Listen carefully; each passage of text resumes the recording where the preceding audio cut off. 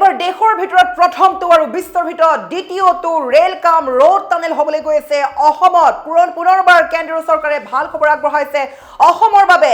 নিৰ্বাচনৰ পূৰ্বে আগবঢ়াইছে ইটোৰ পিছত সিটো ভাল খবৰ এবাৰ ভাল খবৰ কঢ়িয়াই দিছে মুখ্যমন্ত্ৰী হিমন্ত বিশ্ব শৰ্মাই সংবাদ মেল যোগে এই কথা সদৰি কৰিছে ইতিমধ্যে অসমবাসী জ্ঞাত হৈছে যে অসমত হ'বলৈ গৈ আছে দেশৰ প্ৰথমটো লগতে বিশ্বৰ দ্বিতীয়টো ৰেল কাম ৰোড টানেল হ'বলৈ গৈছে অসমত গহপুৰৰ নুমলীগড় টানেলৰ বিষয়ে সবিশেষ জনাইছে মুখ্যমন্ত্ৰী হিমন্ত বিশ্ব শৰ্মাই গতিকে অতিকৈ ভাল খবৰ আজি পুৱাৰ ভাগৰ পৰা অসমবাসীৰ বাবে ইটোৰ পিছত সিটো ভাল খবৰ কঢ়িয়াই দিছে ৰাজ্য চৰকাৰে আৰু প্ৰধানমন্ত্ৰী নৰেন্দ্ৰ মোদীৰ অহাৰ সময়তে কেইবাটাও ডাঙৰ ঘোষণা কৰিছিল মুখ্যমন্ত্ৰী আৰু আজি দিনটো অতিকৈ ভাল খবৰটো হৈছে অসমত হ'বলৈ গৈ আছে দেশৰ প্ৰথমটো আৰু বিশ্বৰ দ্বিতীয়টো ৰেল কাম ৰোড টানেল আৰু অসমৰ গহপুৰ আৰু নুমলীগড় টানেলক লৈ সবিশেষ খবৰ আগবঢ়াইছে মুখ্যমন্ত্ৰীগৰাকীয়ে কি সুবিধা আহি আছে অসমৰ বাবে আমি সবিস্তাৰ লৈ চেষ্টা কৰিছো সমগ্ৰ ৰাজ্যবাসীৰ বাবে এই ভাল খবৰটো এবাৰ দেশৰ প্ৰথমটো আৰু বিশ্বৰ দ্বিতীয়টো ৰেল কাম ৰোড টানেল হ'বলৈ গৈ আছে অসমত গহপুৰ নুমলীগড় এই টানেলৰ বিষয়ে সবিশেষ জনাইছে মুখ্যমন্ত্ৰী হিমন্ত বিশ্ব শৰ্মাই আজিৰ দিনটোত মুখ্যমন্ত্ৰী হিমন্ত বিশ্ব শৰ্মাই লোকসেৱা ভৱনত আগবঢ়াইছে এখন ডাঙৰ সংবাদ মেল যি সংবাদ মেল যোগে ৰাজ্যবাসীৰ বাবে কেইবাটাও যুগান্তকাৰী খবৰ বিষয় জনাইছে মুখ্যমন্ত্ৰীগৰাকীয়ে এই মুহূৰ্তত ক'ব লাগিব যে মুখ্যমন্ত্ৰীগৰাকীয়ে জনাইছে যে অসমৰ কেইবাটাও প্ৰকল্পত অনুমোদন আগবঢ়াইছে কেন্দ্ৰই ভাল খবৰ আগবঢ়াইছে মোদী চৰকাৰে অসমৰ বাবে ইটোৰ পিছত সিটো ভাল খবৰ কঢ়িয়াই দিছে গুৱাহাটীৰ ৰিং ৰোড প্ৰকল্পত কেন্দ্ৰৰ অনুমোদন দিছে মোদী চৰকাৰে আৰু গহপুৰ নুমলীগড় সংযোগী সুৰংগ প্ৰকল্পত অনুমোদন দিছে কেন্দ্ৰীয় চৰকাৰে লগতে গহপুৰ আৰু নুমলীগড় সংযোগী ব্ৰহ্মপুত্ৰত নিৰ্মাণ হ'বলৈ গৈ আছে নদীৰ সুৰংগ আৰু গহপুৰ নুমলীগড় সংযোগী টানেল 34 কিলোমিটাৰ পৰ্যন্ত দীঘল হ'বলৈ গৈ আছে আৰু এই প্ৰকল্পত ব্যয় হ'ব 18,662 কোটি টকা আৰু এই টকা ব্যয় কৰিবলৈ গৈ আছে অসমবাসীৰ বাবে কেন্দ্ৰীয় চৰকাৰে শীঘ্ৰে আৰম্ভ হ'বলৈ গৈ আছে কামাখ্যা কৰিডৰ প্ৰকল্পৰ কাম ইটোৰ পিছত সিটো ভাল খবৰ আগবঢ়াইছে মুখ্যমন্ত্ৰী হিমন্ত বিশ্ব শৰ্মা আমি পুনৰ কৈছো কামাখ্যা ষ্টেচনৰ পৰা কামাখ্যা ধামলৈ এবাৰ হ'বলৈ গৈ আছে ৰপৱে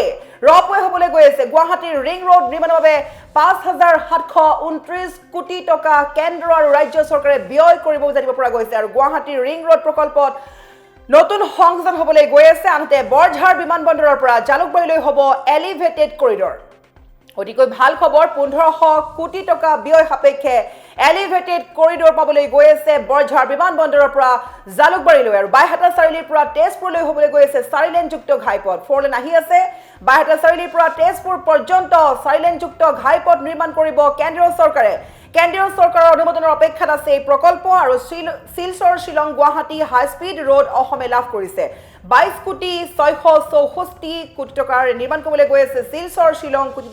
গুৱাহাটীৰ হাই স্পীড ৰোড আৰু গুৱাহাটীত প্ৰধানমন্ত্ৰী নৰেন্দ্ৰ মোদীয়ে মাৰ্চ মাহত শিলান্যাস কৰিব প্ৰকল্পটোৰ আনহাতে ক'ব লাগিব যে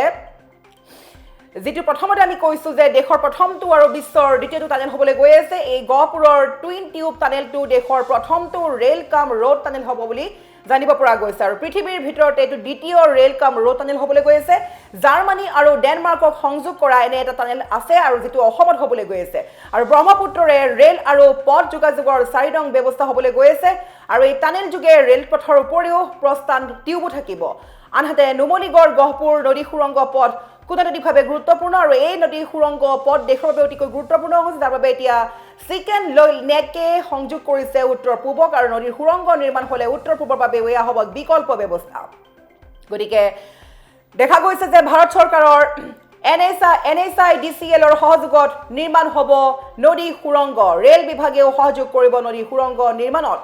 আনহাতে নতুন প্ৰযুক্তিৰে হ'বলৈ গৈ আছে গহপুৰ নুমলীগড় এই নদী সুৰংগ পথ 5 বছৰ ধৰি প্ৰকল্পক লৈ চলিছিলে চিন্তা চৰ্চা আৰু অৱশেষত অনুমোদন জনাইছে কেন্দ্ৰীয় চৰকাৰে প্ৰথম অৱস্থাত কেৱল পথ নিৰ্মাণক লৈ আলোচনা হৈছিলে মোদীৰ তৎপৰতাত ৰেলপথ নিৰ্মাণৰ সিদ্ধান্ত লোৱা হৈছিল আৰু মুখ্যমন্ত্ৰীয়ে কৈছে যে টানেলৰ ভূমি অধিগ্ৰহণ 2-3 দিনৰ ভিতৰতে আৰম্ভ হ'বলৈ গৈ আছে টানেলৰ দুটা টিউব থাকিব আৰু এটা ৰেলপথ আনটো গাড়ী অহা যোৱা কৰিব আৰু জৰুৰীকালীনভাৱে ৰেলপথৰে গাড়ী অহা যোৱা কৰিব পাৰিব ৰেলপথটোত শিলৰ সলনি থাকিব কংক্ৰিট অহা নিৰ্বাচনৰ আগত টানেল প্ৰকল্প মুকলি কৰিব বুলি জনাইছে মুখ্যমন্ত্ৰীগৰাকীয়ে লগতে মুখ্যমন্ত্ৰীগৰাকীয়ে ইটোৰ পিছত সিটো ভাল খবৰ কঢ়িয়াই আনি আছে গতিকে অতিকৈ ভাল খবৰ আমি পুনৰবাৰ কৈছো ভাৰতবৰ্ষৰ ভিতৰত অৰ্থাৎ দেশৰ ভিতৰত প্ৰথমটো ৰেল কাম ৰোড টানেল হ'বলৈ গৈ আছে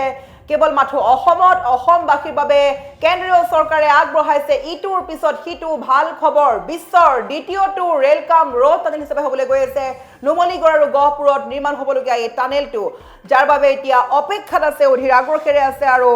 নিৰ্বাচনৰ পূৰ্বে এই বিশেষ প্ৰকল্পৰ বিশেষ মুকলি কৰিবলৈ গৈ আছে প্ৰকল্প মুকলি কৰিবলৈ গৈ আছে মুখ্যমন্ত্ৰী হিমন্ত বিশ্ব শৰ্মাই গতিকে নিশ্চয়কৈ অসমবাসী পাবলৈ গৈ আছে এক বৃহৎ উপহাৰ দেশৰ ২৬ চনটোত আচলতে অতিকৈ গুৰুত্বপূৰ্ণকৈ ক'ব লাগিব ২৬ চনৰ মাৰ্চ মাহত প্ৰকল্পৰ মুকলি কৰিবলৈ গৈ আছে মুখ্যমন্ত্ৰীগৰাকীয়ে টানেল প্ৰকল্প মুকলি কৰিবলৈ গৈ আছে আৰু এই টানেলটো হোৱাৰ মাত্ৰকে সমগ্ৰ বিশ্বৰ মাজত জিলিকি উঠিব অসম দেশৰ প্ৰথমটো আৰু বিশ্বৰ দ্বিতীয়টো ৰেল কাম ৰোড টানেল হ'বলৈ গৈ আছে অসমত ব্ৰহ্মপুত্ৰৰ ওপৰত twin tube under water road rail tunnel যিটো নুমলীগড় আৰু গহপুৰক সংযোজিত কৰিব এই প্ৰজেক্টৰ বিষয়ে আমি আপোনালোকক ডিটেইলছ ক'বৰ কাৰণে ইয়াতে মাতিছোঁ এই প্ৰজেক্টটোত সৰ্বমুঠ ব্যয় হ'ব ১৮,৬৬২ কোটি টকা আমি এই টানেলটোৰ বিষয়ে আপোনালোকক কোৱাৰ আগতে আমি মনত পেলাই দিব খুজিছোঁ যে আমাৰ যেতিয়া এডভান্টেজ আসাম 2 সন্মিলন হৈছিল it was a investment and infrastructure summit আৰু ৮০,০০০ কোটি টকাৰ প্ৰজেক্ট ভাৰত চৰকাৰে আমাক কৰাৰ কাৰণে আশ্বাস দিছিলে এতিয়ালৈকে আমি এই গোটেই এনাউন্সমেন্টৰ ভিত্তিত ৫৫,০০০ কোটি টকাৰ অনুমোদন আজি পৰ্যন্ত পাবলৈ আমি সক্ষম হৈছোঁ